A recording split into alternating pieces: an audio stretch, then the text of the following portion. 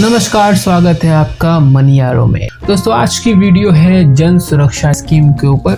और जन सुरक्षा स्कीम के अंतर्गत आते हैं प्रधानमंत्री जीवन ज्योति बीमा योजना, प्रधानमंत्री सुरक्षा बीमा योजना और अटल पेंशन योजना।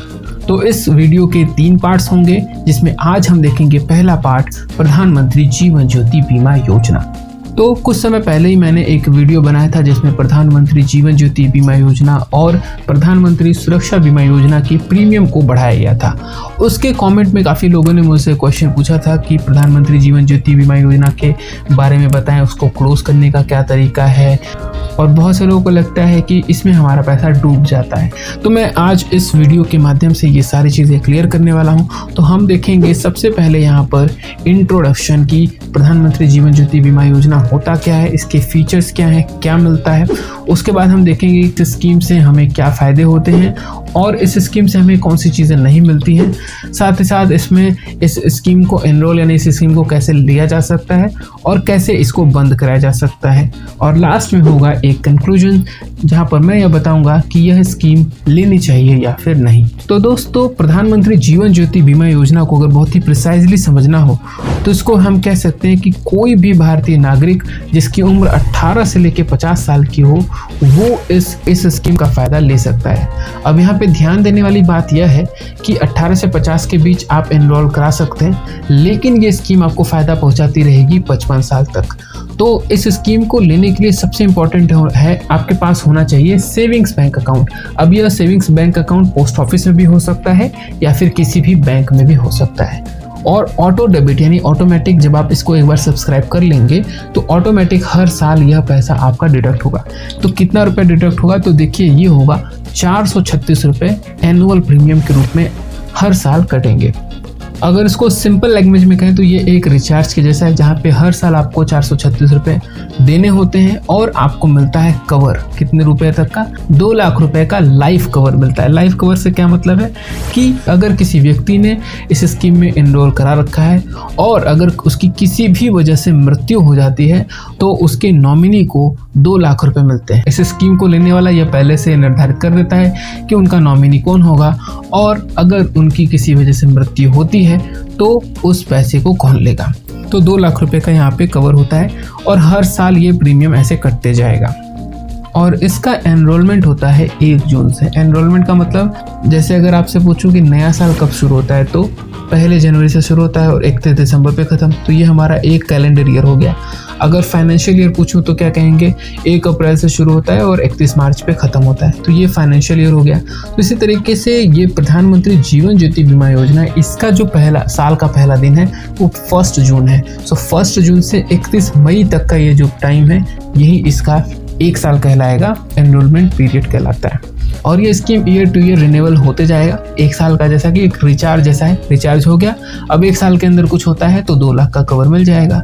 फिर वो 1 साल कंप्लीट हो गया, 31 मई हो गया तो फिर से पैसा कट जाएगा। तो इस तरीके से ये होता है। अब मैं आपको इसका इंटरेस्टिंग पॉइंट बताता हूँ कि अगर जून, जुलाई या अगस्त महीने में पहली बार के लिए है, अगर पहली बार आप इसको स्कीम को लेते हैं तो 436 रुपये चार्ज किए जाते हैं। लेकिन अगर आप सितंबर, अक्टूबर या नवंबर महीने में इस स्कीम को लेंगे तो उस टाइम पे आपको 342 रुपये ही चार्ज किए जाएंगे। और दिसंबर, जनवरी या फरवरी में अगर आप इस स्कीम को लेंगे तो 228 रुपये पहली बार के लिए 228 रुपये का प्रीमियम होगा। और अगर मार्च, अप्रैल या मई में इसको लेंगे तो 114 रुपये पहली बार के लिए लिया जाता है। उसके बाद से जो नॉर्मल प्रीमियम है 436 वही कटेगा, बट फर्स्ट टाइम के लिए ये यहाँ पे प्रीमियम का चार्ट है। तो अब अपने क्वेश्चन की तरफ बढ़ते हैं कि हमें इस स्कीम से क्या फ़ायदा और क्या चीज़ नहीं मिलने वाला है। तो देखिए, सबसे इम्पॉर्टेंट जिसके लिए ये मेन फोकस्ड है वो है डेथ बेनिफिट। किसी भी वजह से XYZ किसी भी रीज़न की वजह से अगर इस स्कीम को लेने वाले व्यक्ति की मृत्यु होती है तो नॉमिनी को 2 लाख रुपए मिलते हैं। और इसमें सुसाइड का भी केस शामिल है। बहुत सारे लाइफ इंश्योरेंस ऐसे होते हैं जिसमें कि सुसाइड के केस में पैसा नहीं मिलता है, लेकिन इस स्कीम में ऐसा नहीं है। और इसमें एक जो सबसे बड़ा चीज़ है ये है कि मैच्योरिटी बेनिफिट नहीं मिलता है। इस स्कीम को आप समझिए कि ये आपको कवर देता है, ये कोई इन्वेस्टमेंट नहीं है बल्कि ये एक सुरक्षा के लिए है। तो अगर इन केस जिस भी व्यक्ति ने इसको लिया है तो अगर कुछ हो जाता है, एक छोटा सा एक प्रीमियम जमा करना है और अगर कुछ होता है तो 2 लाख रुपए का सहारा है यहाँ पर। और इसमें एक और इम्पोर्टेंट पॉइंट है कि वेटिंग पीरियड होता है। वेटिंग पीरियड से क्या मतलब कि अगर किसी व्यक्ति ने स्कीम को लिया है और उसको 1 महीने के अंदर अगर उसकी मृत्यु होती है तो उसे क्लेम का पैसा नहीं मिलता, यानी 1 महीना यहाँ पे वेटिंग पीरियड है, 30 दिन।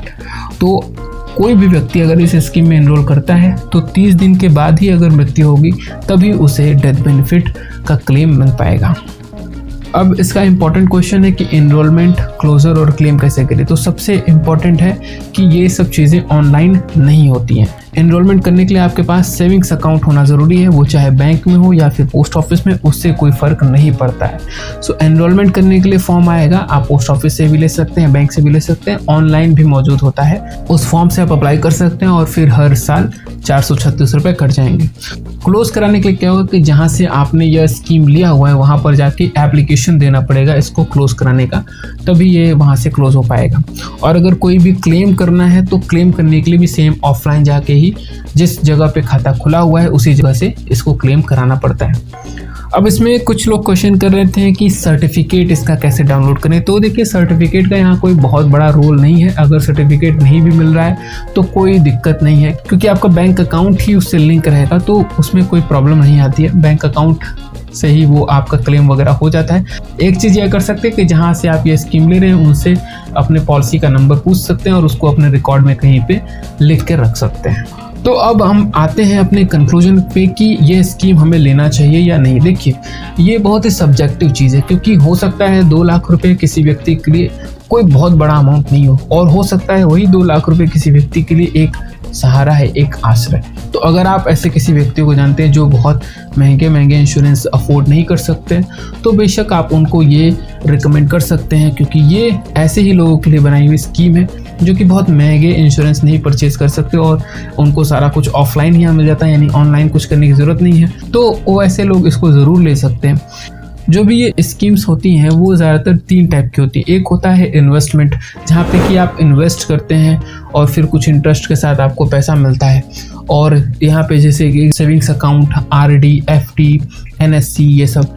अगर आपको इनमें से किसी भी स्कीम के बारे में जानना है तो सबका वीडियो मेरे चैनल पे है, आप देख सकते हैं, मैं डिस्क्रिप्शन में भी लिंक दे देता हूँ। दूसरा होता है कवर, जहाँ पे आपको अनसर्टेनिटी के अगेंस्ट आपको एक कवर मिलता है कि अगर ये घटना घटित होती है तो आपको उसका पैसा मिलेगा, अदरवाइज नहीं मिलेगा। तो प्रधानमंत्री जीवन ज्योति बीमा योजना है या फिर प्रधानमंत्री सुरक्षा बीमा योजना, इसमें एक सर्टेन कंडीशन है कि अगर ये चीज़ होगा तो फिर आपको उसका क्लेम मिलता है। ठीक है, जैसे प्रधानमंत्री जीवन ज्योति बीमा योजना में अगर सब्सक्राइबर की डेथ होती है तभी उसको उसका क्लेम मिलता है, अदरवाइज नहीं मिलेगा। इसको ये नहीं कह सकते कि पैसा वेस्ट हो गया, बल्कि ये एक कवर है कि 2 लाख का एक सहारा तो है एटलीस्ट। और तीसरी टाइप की स्कीम होती है जिसमें इन्वेस्टमेंट भी होती है और कवर भी मिलता है, और इसके एग्जांपल है PLI, RPLI या LIC की न्यू एंडोमेंट पॉलिसी। तो बहुत सारे स्कीम है जो कि इन्वेस्टमेंट भी देता है प्लस कवर भी देता है। यहाँ पे इस स्क्रीन पे जितने भी स्कीम्स के बारे में दिख रहा है सभी के बारे में जानकारी हमारे चैनल पे मौजूद है, आप जाके देख सकते हैं, एंड डिस्क्रिप्शन पे भी मैंने लिंक दिया हुआ है। अब ये बात करते हैं कि क्या आपको ये स्कीम लेनी चाहिए या नहीं। उसके लिए मैं थोड़ा आसान कर देता हूँ और आपको कैलकुलेट करके दिखाता हूँ।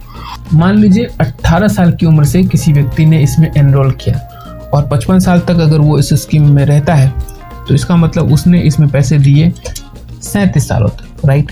और 37 साल में उसने कितने रुपए दिए, तो 436 रुपये हर साल के, यानी 37 सालों के लिए 16,132 रुपये।